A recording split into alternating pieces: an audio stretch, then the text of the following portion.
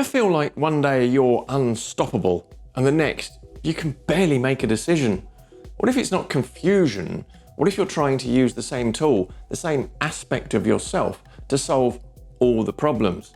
You see, in life there's no silver bullet or one tool that fits all solution for everything that life throws at us. But we often work on autopilot, thinking we know everything. Well, there are actually 4 tools, 4 archetypes that fit every situation. But we often just use our default one, and that's when things go wrong. How many times have you said something you regretted later? Or maybe you didn't do something when action was the right approach? I know I have. So today, I'm going to show you how to pull the right archetype for the moment and become the enlightened warrior who meets every situation with clarity, presence, and power. And by the end of this video, you'll identify which of the 4 classic archetypes has been in charge in your life lately. You'll discover how to shift into the others whenever needed so you never feel stuck again.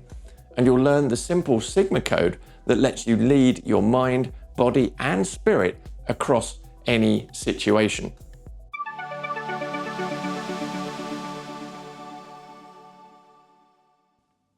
Well, I'm Edward Terry and I burned out chasing someone else's vision of success. Now I teach you how to rise by rewriting your own story. Remember I said I made mistakes just like you? Well, in this video, I talked about awakening my archetypes during a recent immersive training program, but I didn't explain them at all. Well, that's why I'm here. So this video goes deep into the 4 archetypes and provides you with a framework to help you both understand them and access them on demand. So you're good in any situation. Good or good? Ready? Now let's start with the first and often the most familiar archetype, the warrior. The warrior is your inner fire. It's the part of you that acts even when it's hard, that shows up when it hurts and says, we're doing this anyway. The warrior is discipline, momentum, and sacred focus. He creates the boundaries. He protects the mission. He charges the hill, not because it's easy, but because it matters. But here's the catch. The dark side of the warrior is the one who never stops fighting, even when the battle's already over. He becomes obsessed with winning, addicted to adversity, and unable to rest. He sees every relationship as a challenge, every conversation as a contest. He burns out trying to prove he's not weak. You've seen this in others, the one who overworks until they collapse. Yeah, been there, done that, and it's not pretty. And you can hear more about that here. And the one who dominates the room or conversation just to feel safe, or the one who avoids vulnerability like it's a threat. And maybe you've seen it in yourself, the drive to push even when your body says stop, the anger that flares when someone challenges your control, and the feeling that if you slow down, you'll lose your edge. That's when you know the warrior is not serving the mission. He's protecting a wound. But when the warrior is conscious, he becomes your sword and your shield. Not aggressive, but assertive. Not reactive, but resolute. You need the warrior when fear tries to freeze you, when the path is steep, when your soul says yes, but your mind says not yet. That is when you call him in. Now, if you'd like me to talk more about the core wounds in a future video, comment below. I touched on them here, and they form part of our base code we operate from. So let me know if that's something you'd like to see. Now let's talk about the one who sees what others miss. The one who lives in the liminal, the magician. This is the part of you that translates pain into poetry. The one who steps back to see the whole board, the visionary, the strategist, the alchemist. The magician doesn't just know what to do, he knows when. He moves energy as well as action. He connects dots, reads patterns, and weaves intention into execution. In its highest form, the magician is the bridge between worlds. He guides, he reveals, he transforms. He is the unseen and speaks in his own codified version of reality. You access him when you journal, meditate, create, or even coach. when you solve problems not by force, but by insight. But here's the warning. The dark side of the magician becomes the escape artist. He disappears into endless thinking. He cloaks himself in complexity and he speaks in riddles instead of truth. And maybe you've seen it in yourself.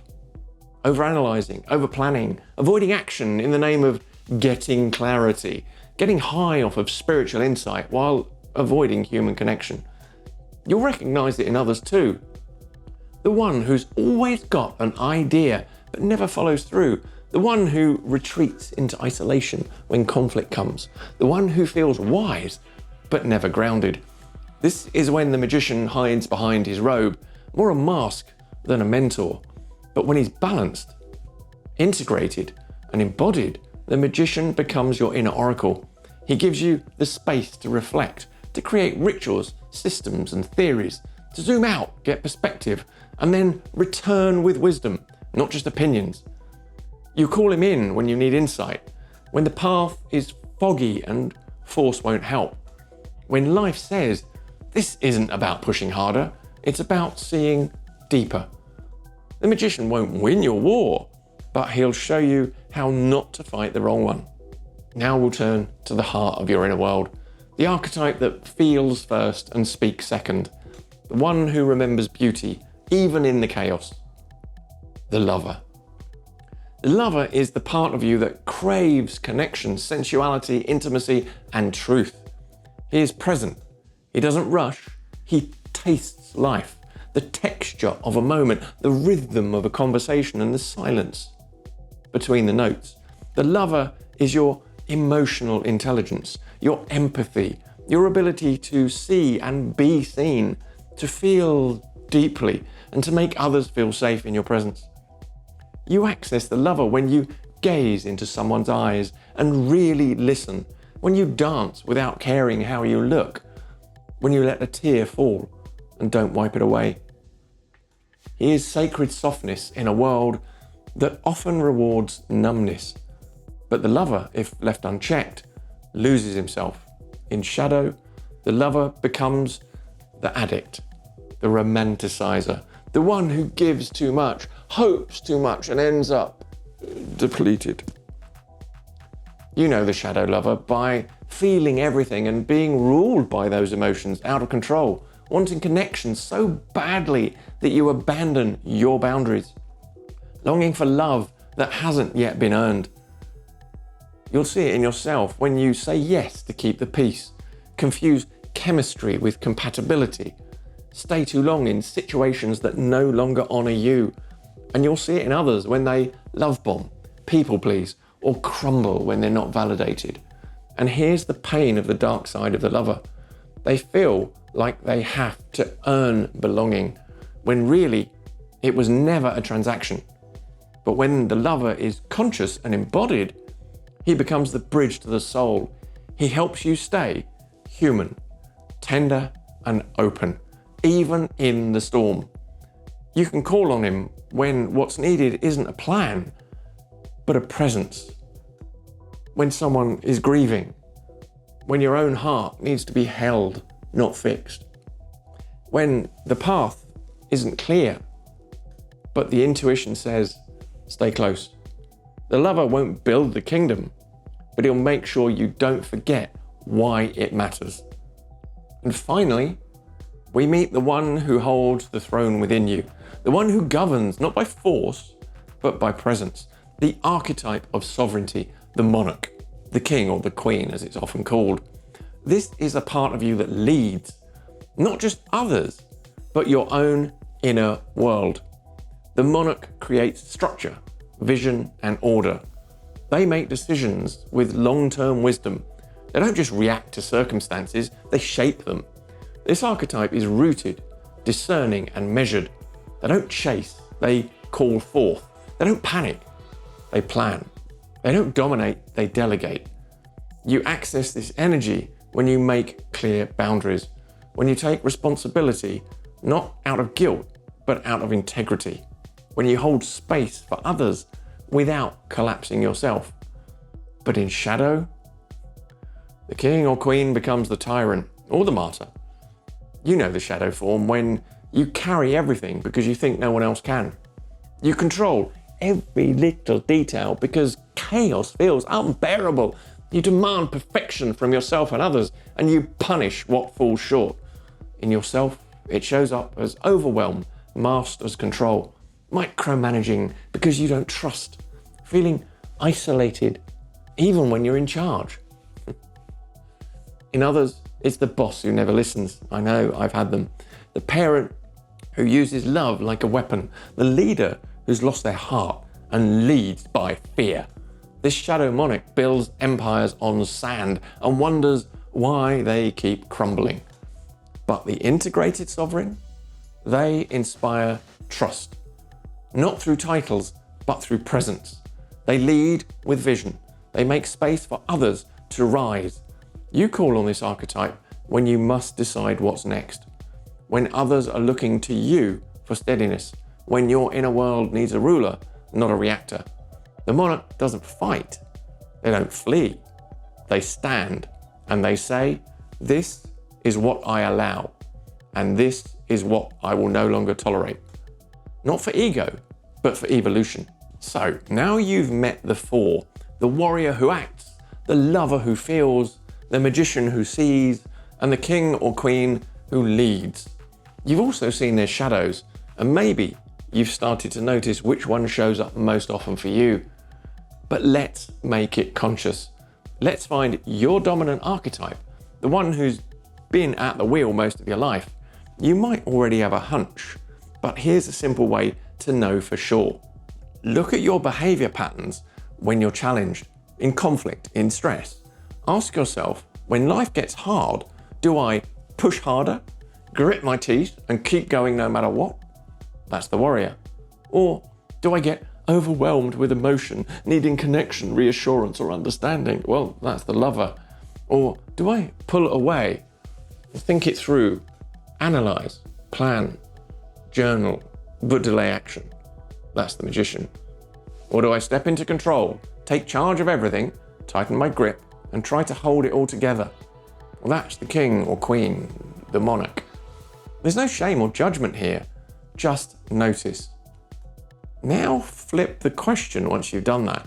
Ask, when I feel safe and at peace and alive, who am I then? The answer might surprise you, as it may be different to who you are under stress.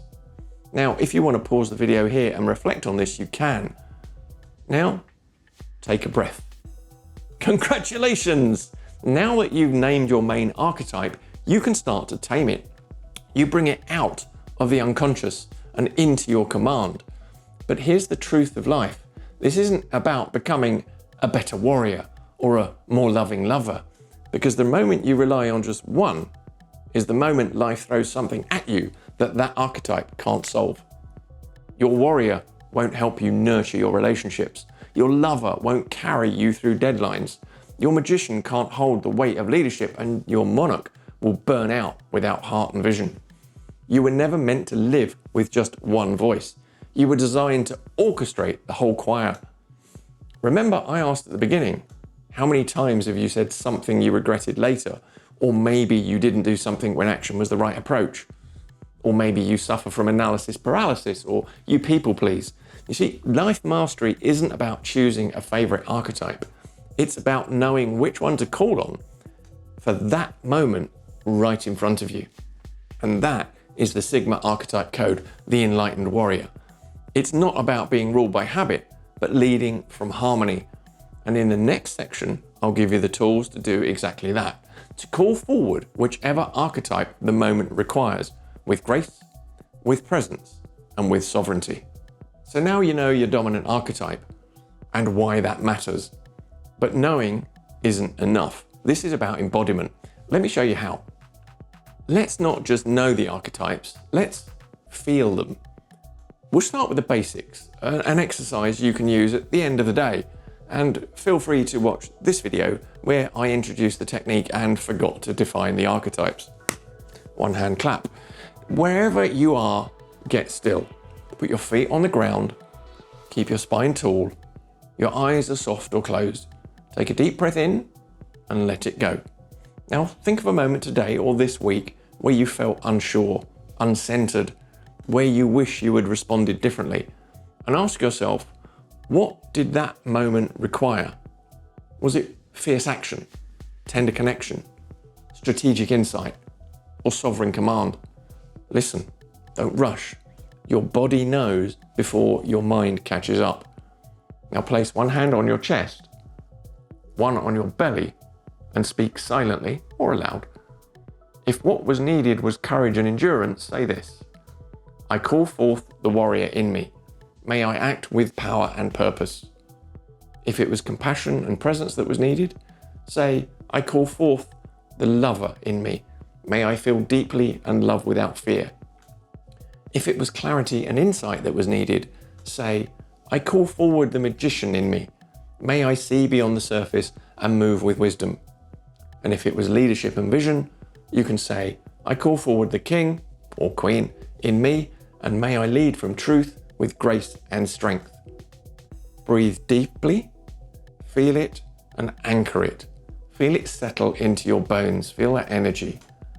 That archetype is now activated in your field, not as a mask, but as a memory. You're not pretending, you're remembering. And as a bonus tool, you can journal this at the end of the day too. This gives you an opportunity to analyze why you made the wrong decision in the moment. Discover some of the bad roots you need to trim, the old default programs that no longer serve you. And as you start to get used to the archetypes, you can use this process in daily life to activate the archetype just before you need it in less than a minute, be it before a meeting, before a tough conversation, in the car, on a walk. Simply pause and ask, who do I need to be right now? Feel the archetype as you did in the exercise I just outlined. Say the invocation to yourself to awaken the archetype if it helps. For example, I call forward the magician in me. May I see beyond the surface and move with wisdom. And every time you do this, you become a more sovereign, embodied, enlightened Sigma. And you get to invoke the warrior, magician, lover, or monarch consciously at any time, so life doesn't catch you off guard. And that's the Sigma archetype code in action. Switching consciously, leading yourself before leading others. And here's another secret actually. The more often you do this, the more those archetypes stop becoming roles you perform and start becoming the essence that you embody. And you'll find a simple thought is all you need to switch effortlessly. Now, if you'd like a bonus meditation exercise you can use to embody each of these energies in you individually or collectively, then head over to my website, link below, to access this video. Which archetype surprised you the most? Let me know in the comments. Or which archetype has felt most dominant in your life until now? And which one did you realize needs a little bit more voice in your life? Comment below. Like the video if it gave you clarity, and if you want more Sigma level tools for emotional agility, make sure to subscribe and hit the bell. And if you're ready to move from reaction to conscious leadership, check out the link in the description for deeper awareness through my book, The Life Mastery Book, and my regular updates here and on my blog and in my newsletter. Remember, the enlightened warrior isn't a singular archetype. He's the one who knows how to call them all, because real power isn't in the strongest voice, it's knowing which voice to use and when. So next time life tests you, you won't guess, you'll know, you'll choose, you'll lead. Dream, dare, rise.